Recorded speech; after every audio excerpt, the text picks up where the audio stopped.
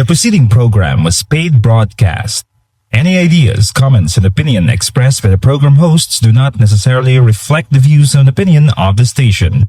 The program and its producers are not affiliated with the station.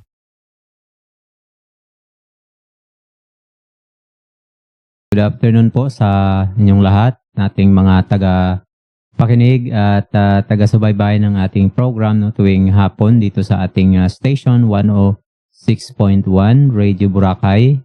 Salamat sa Panginoon sa isa na namang pagkakataon na may bahagi ko sa inyo ang salita ng Panginoon sa hapong ito.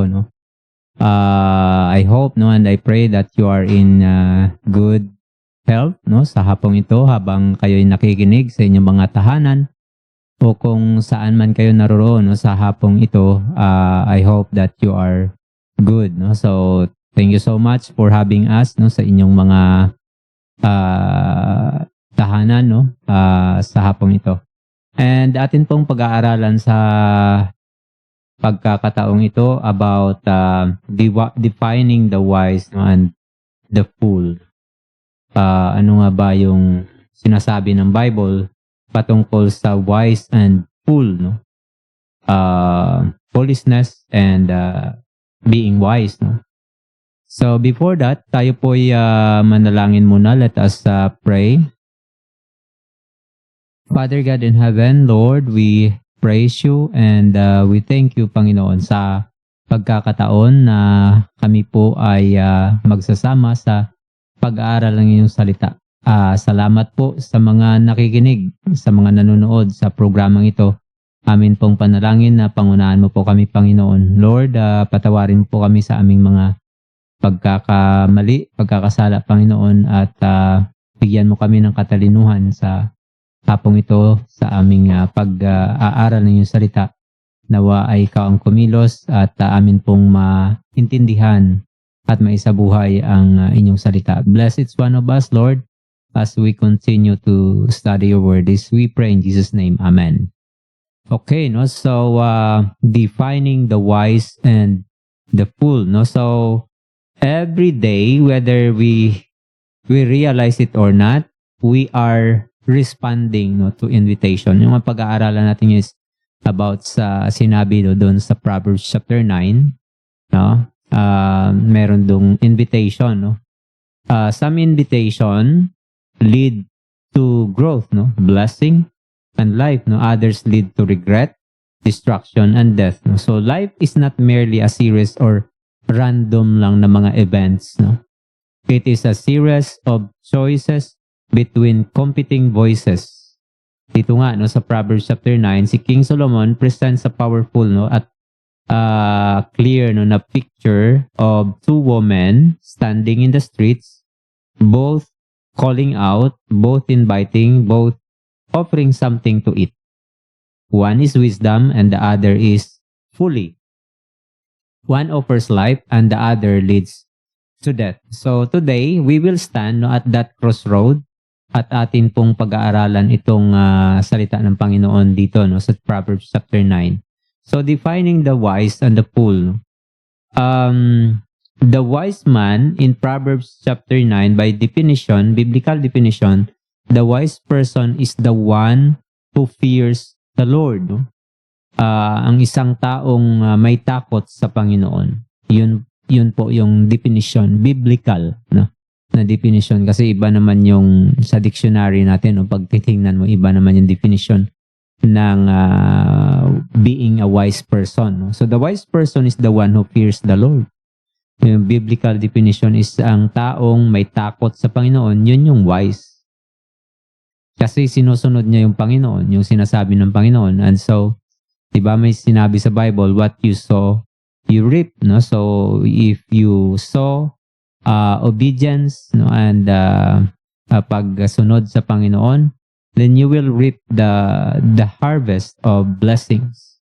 So the wise person is the one who fears the Lord. And hindi lang siya natatakot sa Panginoon, sumusunod sa Panginoon, he responds humbly to instruction. Siya po ay tumatalima sa mga iniutos. And choices, no, na choices, no, na para sa Panginoon, no. Choices God's way, no. He chooses God's way even when it requires change. Itong taong to, no, yung wise na tao ay the one, no, who chooses God's way kahit pa nangangailangan ng pagbabago, no, sa buhay, sa pagsunod sa Panginoon. So that is the definition of what we call wise na person. So the wise fear the Lord, no. Ang taong matalino, no, ay natatakot sa Panginoon. Yung ang sinasabi ditong takot is reverential fear. Just like the way you respect and you honor and you obey your parents, that one, no, is what we call reverential fear, no, with reverence, yung may paggalang, pagrespeto sa Panginoon. So that is what is meant, no. It's meant to fear the Lord, no. And the fear of the Lord is the beginning of wisdom. Proverbs chapter 9 verse 10, no. Fear means reverent awe, submission and obedience, no. Hindi ito yung fear na terror, no. Yung natatakot, yung nanginginig ka na sa takot, no, dahil there's something na terrifying, no. Hindi yun yung ibig sabihin, no. Yung fear dito means reverential awe, submission and obedience, no, sa Panginoon. Wisdom begins with God-centered living. Ang wise na tao, no, he begins with God-centered living, di ba? Those who walk honestly walk securely. So if you walk with God, your life is secure. So wisdom begins with God-centered living, hindi siya self-centered na thinking. A wise person starts with God. Ang taong matalino ay nagsisimula siya, no, sa pagkatakot sa Panginoon, hindi sa sarili, no. Hindi sarili yung sinusunod, but meron siyang guidelines sa buhay. At yung guidelines na yun ay dahil sa takot niya sa Panginoon. Okay, so this is the definition of what we call wise, no, in the Bible. So the wise are hindi lang siya no, na natatakot sa Panginoon with reverential fear sa Panginoon, but also the wise are teachable. Teachable, no? When we say teachable, madaling turuan, sumusunod. Sabi nga sa Proverbs chapter 9 verse 8, rebuke a wise man and he will love you. Pag daw ni-rebuke mo yung taong wise, he will love you. Because for him, no, rebuking him is a gesture of love and yung care, no. So that is why this person, no, kahit na i-rebuke siya, basta't alam niyang sa tama, no, is this wise, no, the wise person will hear, no, will listen, and actually he will love you. Papahalagahan ka niya, no. Kasi sa totoo lang naman talaga, no, pagka ang tao ay yung may kaibigan ka, no, na pinapagalitan ka pagka nakakagawa ka ng mali. No, treasure that friend because that friend is the one that really cares for you. Mahirap kayang mahirap mag-rebuke, no. 'Di ba? Kahit ikaw din, 'di ba? Medyo you feel awkward pagka i-rebuke mo yung isang tao. But yung rebuke kasi, no, is a form of love, no, care for the person. Like for example, when you see that person or your friend is heading in a direction, no, na makakasira sa kanyang sarili, makakasira sa kapwa, makakasira sa tao, at nirebuke ka, then that person really cares for you. He doesn't want you to be in a situation na mapapahamak. So, a wise person starts with God, not self. And then the wise person are teachable. So, madali siyang turuan. Teachable siya. Sabi nga, dyan sa verse kanina na binasa natin, rebuke a wise man and he will love you. Instruct the wise, Proverbs chapter 9 verse 9, and they will be wiser still. Because the wise person absorbs the teaching, absorbs the instruction. He listens. So the wise person welcomes correction. And he values the truth. Truth is valued more than ego. So sometimes, we value our ego compared to the truth. That is why we reject teachings, we reject instructions. But if you are wise, you will value the truth more than your ego. Minsan kasi, pagka naapakan, parang pag tinuturuan tayo, parang feeling natin inaapakan yung pagkatao natin. That is pride, that is ego. But then the wise person will listen. The wise person welcomes correction. He welcomes correction. He is open to correction. And the wise person values the truth more than sa kanyang ego, more than sa kanyang pride. At para sa kanya, nakikita niya yung correction as opportunity for growth. Nakikita niya yon as opportunity. Pagkakataon na lumago. Diba? Pagka merong tinuturo sa yon, he will learn something. Hindi naman lahat tayo, alam natin yung lahat ng bagay. May mga bagay na hindi natin alam, alam ng iba. So, we need to listen to others. Correction is sa mga wise na tao, para sa kanila yung correction is opportunity for growth and not a personal attack. Hindi nila nakikita na personal attack yung mga pagtutuwid, but rather an opportunity to grow. So, wisdom grows because humility listens. So, pagka teachable ang tao, he listens. And because he listens, yung wisdom ay lalong, lumalawak, at marami tayong nalalaman because we observe the teaching, the instructions of others.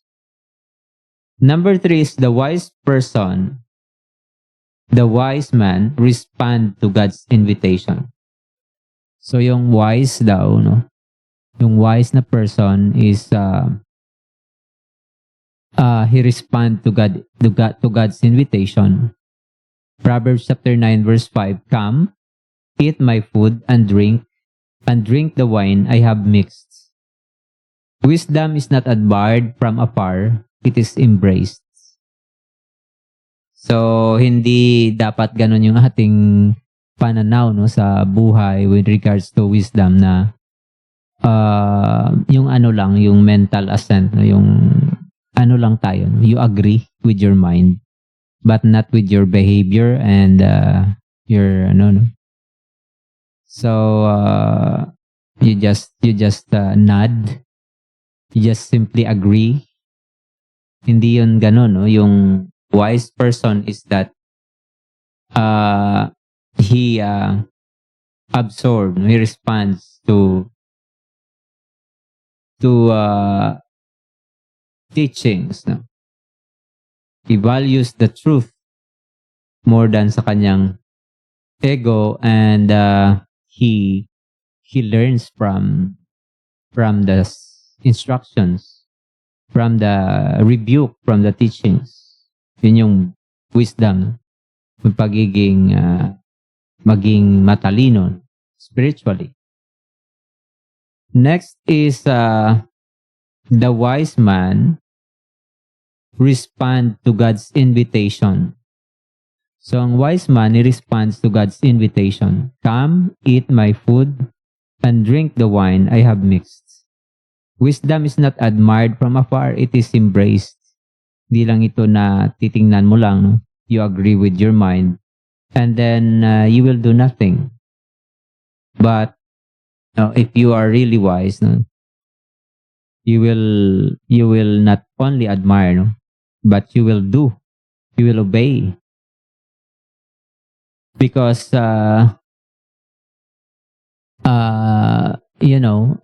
teachable yung mga wise na person. So the question today is that, are you teachable? Teachable ba tayo? Madali ba tayong turuan? Do we receive teachings, instructions from others? Do we receive yung mga pagtutuwid sa atin, no? Sometimes or oftentimes when we get that, correction, no, rebuke, sometimes we reject. So yung daw, on the other hand, sabi ng Bible, pagka ang isang tao, no, he receives teachings and instructions, that person is humble and teachable. So madali siyang turuan. Kaya sinasabi ng Panginoon sa Bible to have a childlike faith. Mas mabuti yung mga bata, di ba, sa kanilang behavior at yun nga, no, ginamit siya as example kasi nga of the faith that they have, no, sa sinasabi, no, ng nakakatanda sa kanila. Just like a child, no, how he listens to his father. Kahit na umakyat siya, no, sa kung dyan sa bahay at sasabihin ng tatay na jump, he jumps, he listens, he obeys.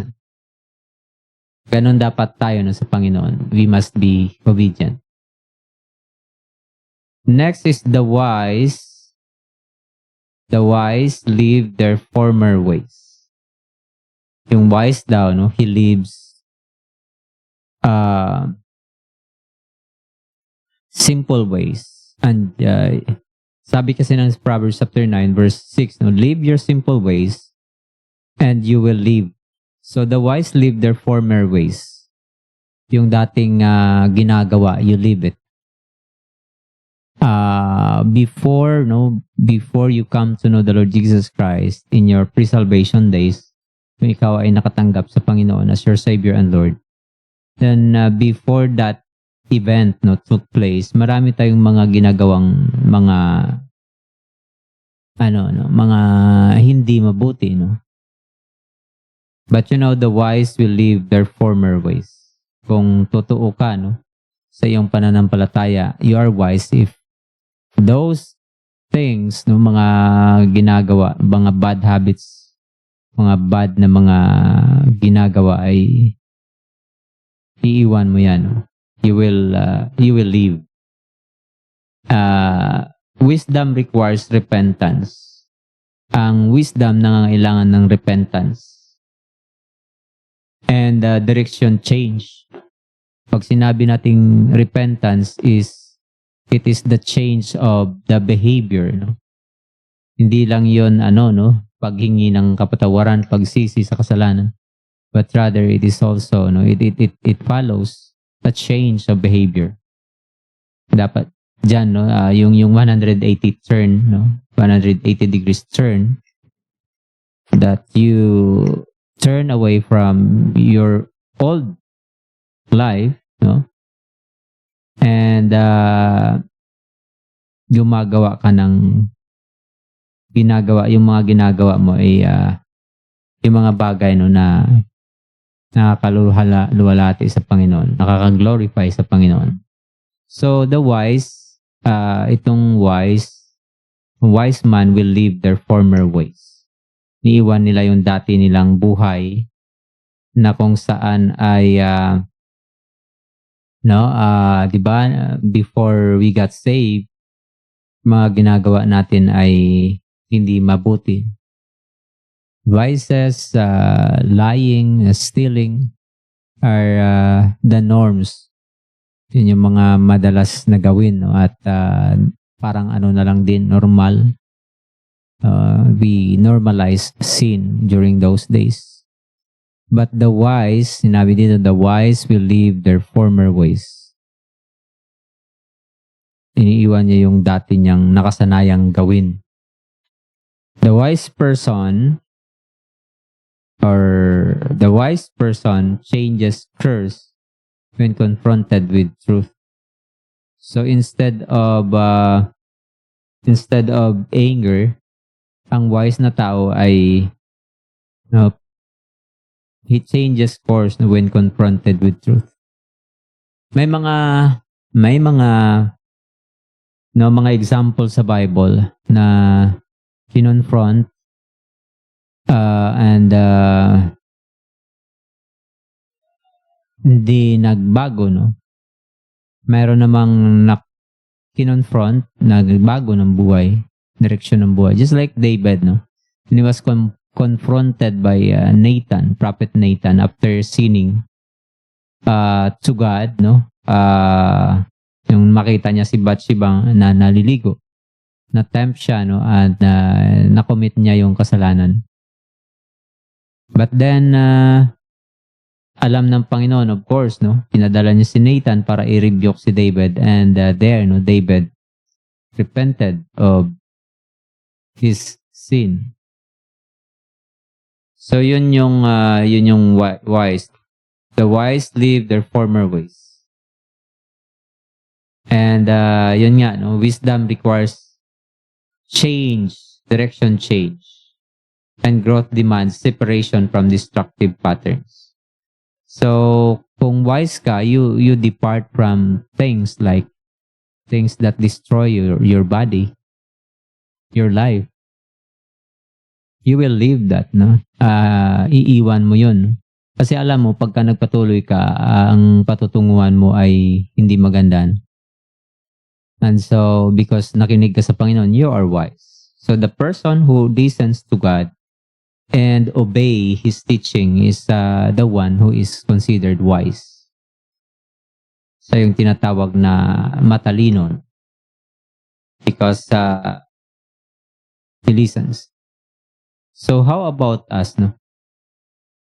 Kumusta naman yung response natin? Sometimes, no, parang pagka tinuturuan tayo, no, pagka nako-confront tayo, yung madalas na na response is rejection or galit. But that should not supposed to be the response, because the response of a person who is wise should be obedience. Should be dapat yung response is being teachable, na you observe the teaching, you observe the instructions, because you know that is for your good. So the wise leave their former ways. Like for example, no, you are not wise kasi kung hindi mo yun iiwan, because that path will eventually lead you to death. And that is being unwise. Kaya nga, yung sabi ng Panginoon, if we follow God, that the ways of God is for life, it will lead you to life. Si Jesus Christ mismo nagsabi, I am the way, the truth, and the life. He is the giver of life. He is the right. He is the way. So I hope that when we are being rebuked, pag tayo po ay na-rebuke, merong criticisms, suggestions, or something like change, needs to change, ay sana maging mas malaki yung purpose natin kaysa sa ating pride.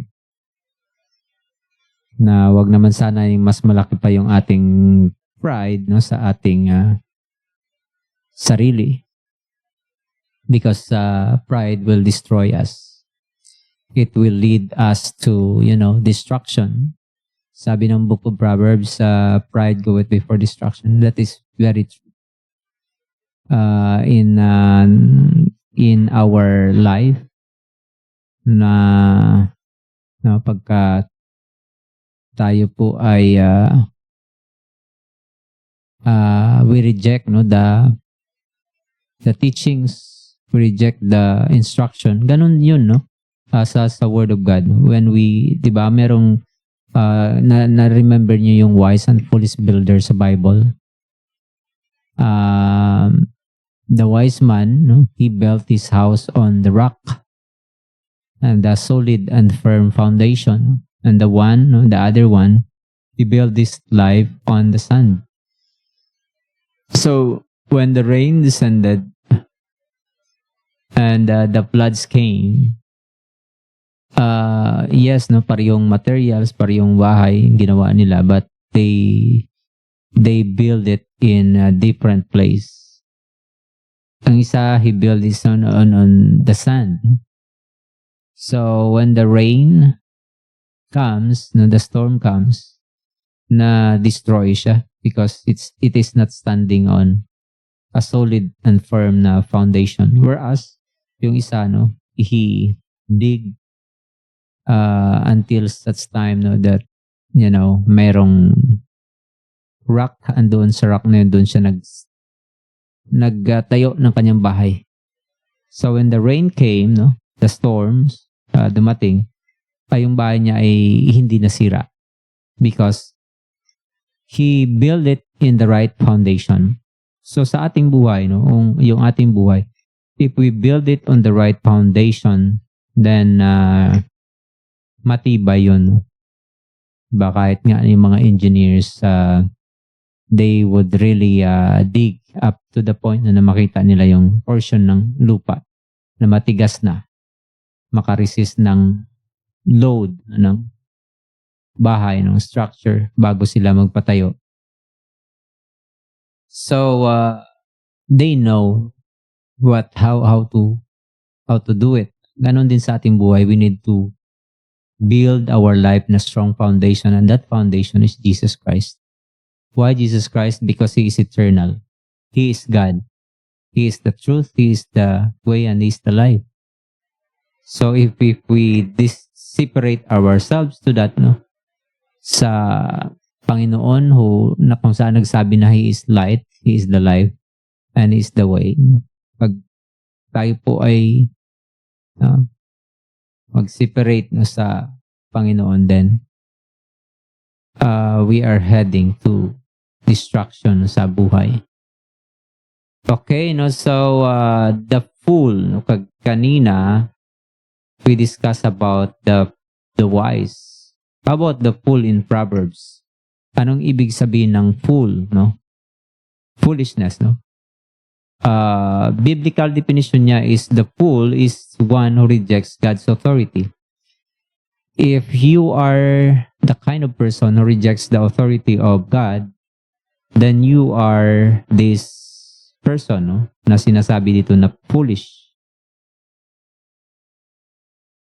And the fool is one who rejects God's authority, resists correction, and pushes pressure over truth, and lives without regard for eternal consequences. So ito yung fool, yung foolish. Yung kanyang pursuit ng kanyang buhay is pleasure over sa truth.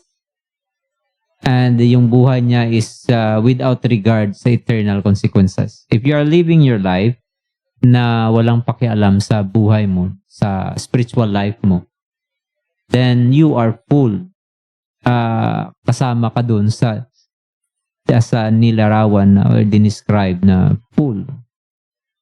The fool is the one who rejects the authority, resists correction, and pursues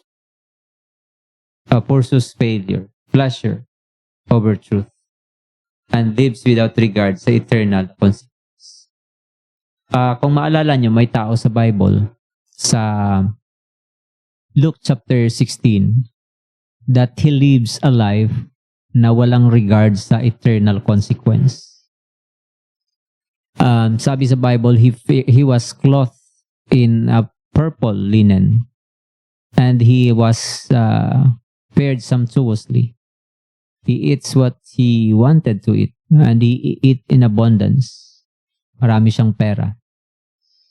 Tapos, he doesn't care about the poor. He doesn't care about the beggar. He doesn't care about helping people kahit na mayaman siya. So makita natin yung kanyang klase ng pamumuhay na meron siya. The fool is the one who rejects God's authority, resists correction. He is the one who resists correction and he pursues pleasure over truth. Na he pursues pleasure more than truth. So pag ikaw tong taong to na you don't regard your spiritual life, yung connection mo sa Panginoon, you are living on your own. No, hindi mo iniisip yung buhay na walang hanggan. Hindi mo iniisip yung spiritual life. If you are living on your own na wala sa buhay mo yung Panginoon, you are living a kind of life na tinawag ditong foolish. So I hope that nandito ka ngayon and you are listening to the message, and I hope you consider to acknowledge God sa buhay mo at hanapin mo siya. We need God. You need God.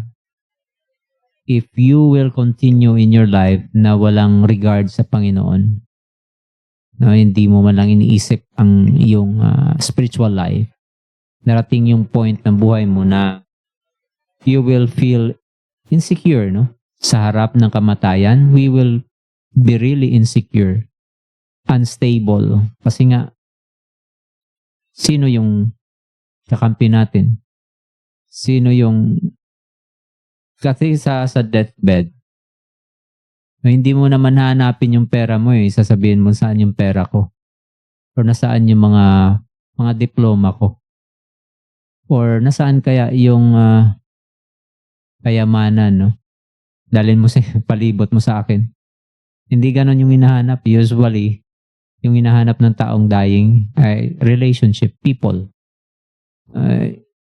Pinapupunta si Kwan, yung kapatid, yung tatay, yung nanay, kung sinong mga relatives na pupuntahin. And in as much he get reconciliation. Di ba ganon yung usual na nangyayari? Because yun yung yun yung nasa puso ng tao. And much more so sa ating pagka tayo po ay nalaman natin na yung buhay natin ay may pananagutan tayo. We are accountable sa ating buhay. And magiging secure ka lamang. You will feel stable and secure in the face of death kung alam mong sa kabilang buhay ay may naghihintay sa iyo. Diba? May eternal life. So, are you the kind of person na iniisip mo rin yung buhay na walang hanggan? Saan kaya papunta yung buhay mo? Anong direksyon? Saan patungo? O kung naniniwala ka sa Panginoon sa hapong ito, of course, dapat mo ring isipin na may destiny tayo. Yung soul natin. What if tonight God will take away your life? Where will you spend your eternity? Kasi sabi sa Bible, in Hebrews chapter 9 verse 27, it is appointed to man once to die, and after that the judgment. There will be judgment. But if you have secured your life sa Panginoon, facing death is hindi ganon ka dreadful. Kasi alam mo na merong Panginoon sa kabilang buhay na maghihintay sa iyo at nagbibigay sa iyo ng buhay na walang hanggan. Diyan ka palang magkakaroon ng stability yung mind mo na because you're hoping of life after death. But if not, you will be unstable. At you will really struggle. Kahit ano pa yung gawin mo. you will really have to, matatakot ka rin at matatakot ka when you face your own death. So, because, yung Panginoon lang magbibigay sa atin ng stability ng mind. Why? Because He is the only being that is eternal. Hindi siya nagbabago. He is eternal. Hindi natatapos yung buhay niya. And He is the giver of eternity. If your life is with Him, then may hope of living an eternal life. Sabi sa Bible, for God so loved the world that He gave His only begotten Son, that whosoever believes in Him should not perish but have everlasting life. If your life is anchored on that promise, then you will face even the yung hindi yung sitwasyon ng buhay na kahit magkasakit ka, kahit magkaroon ng hindi magandang pangyayari sa ating buhay sa mundo, you have that assurance na merong Panginoon. And that you have hope of resurrection with Jesus Christ. Kasi sabi niya, di ba, in John chapter 14 verse 1 to 3, let not your heart be troubled. Huwag kayong mabahala. You believe in God, believe also in me.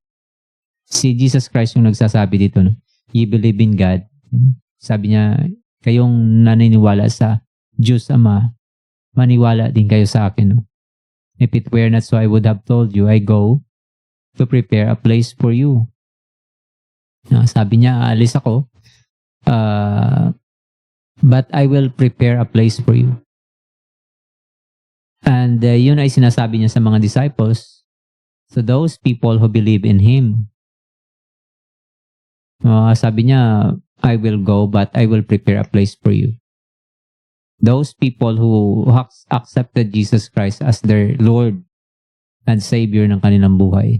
Those people who surrender their life sa Panginoon. And promise ng Panginoon, I will prepare a house for you, a room for you.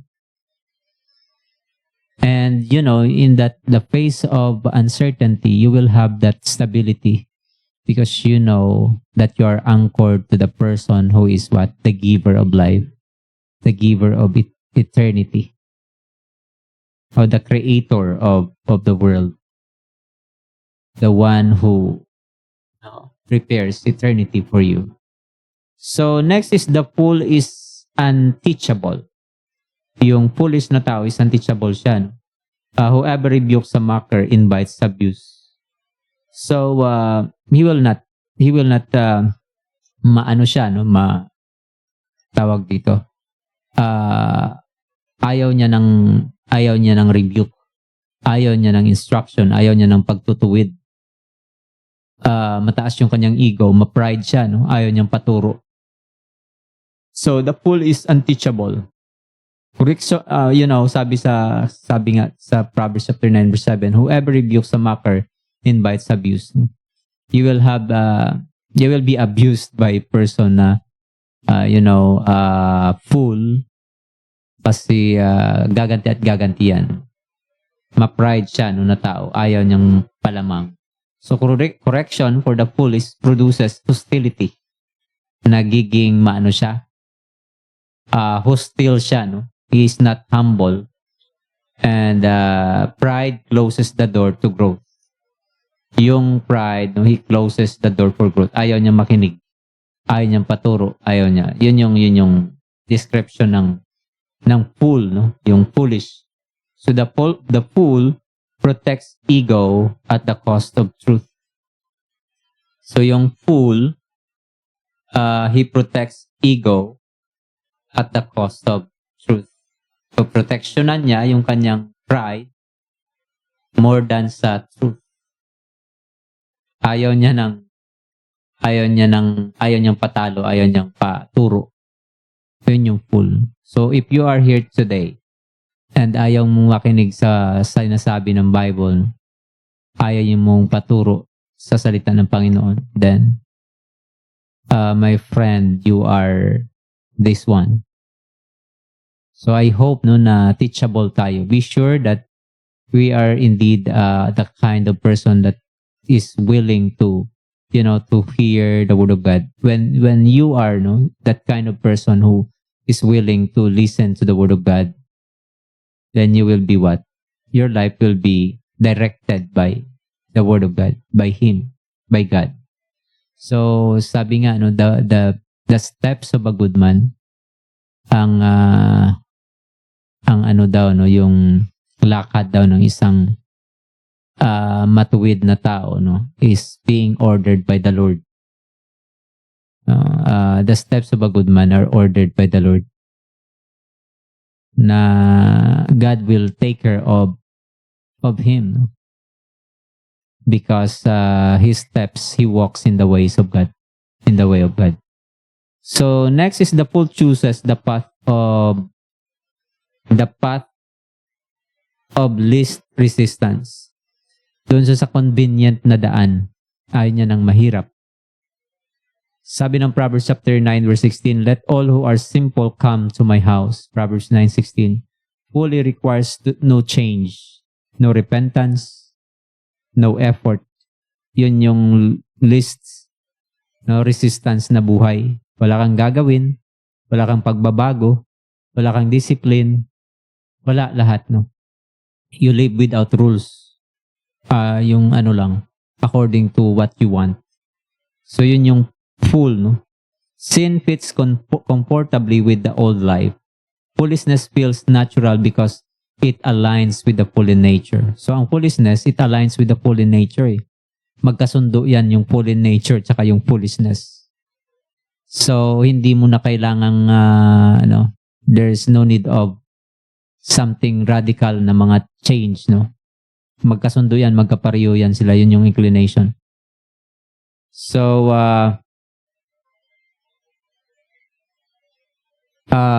foolishness feels natural because it aligns with the fallen nature. The fool is drawn by secret pleasure. Stolen water is sweet, sabi ng Proverbs chapter 9 verse 17. Sin is attractive because it promises excitement without accountability. Puro lang siya yung okay, happy-go-lucky na life. You live, you want the life you wanted for yourself. Na wala kang you don't have any accountability, na you live your life the way you want. Yun yung foolishness. Pleasure becomes compass instead of truth. Sa kung saan ka masaya, dun ka. Kahit na nakakasira na ng buhay, nakakasira ng kapwa, kasi masaya ka dun ka. Yun yung fool. You don't think of others. What you think is yourself lang. So next is the fool ignores the end result. Yung foolish, it ignores the end result, but he does not know that the dead are there. Sabi ng Proverbs nga, Proverbs 11:25, that there is a way that seemeth right to a man, but the end thereof is destruction. So, merong daan na para sa tao, akala niya yun yung okay, but the end thereof is destruction. Ganun ka-deceitful yung mundo. Kahit nga religion gagamitin to deceive you, to think that you are okay, and you don't need God. Because you have a religion. Kasi meron ka ng religion, you don't need God. I don't need God. I have a religion. Religion and relationship with God is two different things. So if what you have now is religion, but you don't have relationship with Jesus Christ, then my friend, you are being deceived. Life is about relationship with God. Yes, we create religion, but religion cannot bring you sa Panginoon, sa God the Father. The only person who can bring you to God is Jesus Christ. Sabi niya, di ba? I am the way, the truth, and the life. No one can come to the Father except that you will be this kind of religion. You will enter this religion. Hindi yung sinabi ng Bible. I am the way, the truth, and the life. No one can come to the Father except through me. sa pamamagitan ni Jesus Christ, magkaroon tayo ng relationship sa kay Jesus Christ. Yun yung daan na kung saan ang tao ay makakapunta sa langit sa pagkakaroon ng relationship sa kay Jesus Christ. Paano magkaroon ng relationship? You receive Jesus Christ. You believe 2,000 years ago Jesus died for your sins. You believe that. Maniwala kang namatay si Jesus Christ sa cross para sa iyo. Saan naman sinabi yan sa Bible? John 3:16, for God so loved the world that He gave His only begotten Son, that whosoever believeth in Him should not perish but have everlasting. You believe. Doon ka magkakaroon ng relasyon sa Panginoon. That He is the Son of God. He is the giver of life. He is the Savior. He is the one who redeems your soul from sin. So binayaran ka na niya, no? 2,000 years ago namatay siya sa cross para nabayaran ng iyong kasalanan. He resurrected from the grave to tell, no, to proclaim to the world that death has no power over Him. And so is the one who will what? Who will believe in Him. Pagkakaroon ka ng buhay na walang hanggan, kagaya niyan. That is why sinabi niya, I am the way, the truth, and the life. He is the giver of life. Kung meron tayong relationship sa Kanya. So I hope, my friend, no, to come to realize your need of Jesus Christ, and yes, no, today you will acknowledge Him as your Lord and Savior, and you receive Him, that He is indeed He is the one who namatay para sa iyong kasalanan. So final contrast, no, the wise, the fool, no, is the wise fears the Lord, the fool ignores God. At nandito ka ngayon, no? If you listen to the word of God, you are counted as wise. If you are here today, nakinig ka ng salita ng Panginoon pero you reject it, you are fool because your way is leading you to destruction. So the wise fears the Lord, the fool ignores God. The wise loves correction, the fool resents correction. The wise chooses truth, the fool chooses pleasure. The wise chooses repentance and change. The fool remains unchanged. And then the wise walks towards life, but the fool walks towards death. If you are living your life sa pleasure, you are leading a life that is leading you to death. So I hope, no, that this afternoon you choose the right path, the path that leads to your everlasting life, and that path is with Jesus Christ. So live a Christ-centered life. Ultimately, no, Proverbs chapter 9 points us to Jesus Christ. Christ, no, the wisdom of God, in 1 Corinthians chapter 1 verse 24, and to follow Christ is wisdom. To reject Christ is folly. Wisdom is not knowing more, no, it is surrendering more. Yung wisdom is not knowing more, it is surrendering. You have to surrender. So the question is not, am I smart? The question is, am I submitted to God? So, submitted ka ba sa Panginoon? Are you willing to submit your life? Are you willing to surrender? Are you willing to admit that you are in need of Savior, and that Savior is Jesus Christ, no? Because 2,000 years ago He has given His life for you, no, to have everlasting life with Him in heaven. Now, if you ignore Him today, and you want to live your life away from God, eventually He will bring you to the place na wala siya, and that place is in hell. Because if we continue to live our life away from Him, eventually He will bring us to that place na yun yung gusto natin, di ba? But if you live a life closer to God, He will bring you to heaven, to that everlasting joy, to the promised life ng Panginoon. So I hope na napili natin yung wisdom instead of foolishness. Because yun yung way, yung right way na dapat nating tahakin at piliin bago pa man tayo mawala sa mundo ito. So thank you so much. Wala na tayong time. No? See you tomorrow sa ating counseling sa radio. And I hope and I pray that you have chosen the best path, the right way. And that way is Jesus Christ. God bless and see you tomorrow. At sa ganito ring oras next week. Salamat. Bye-bye.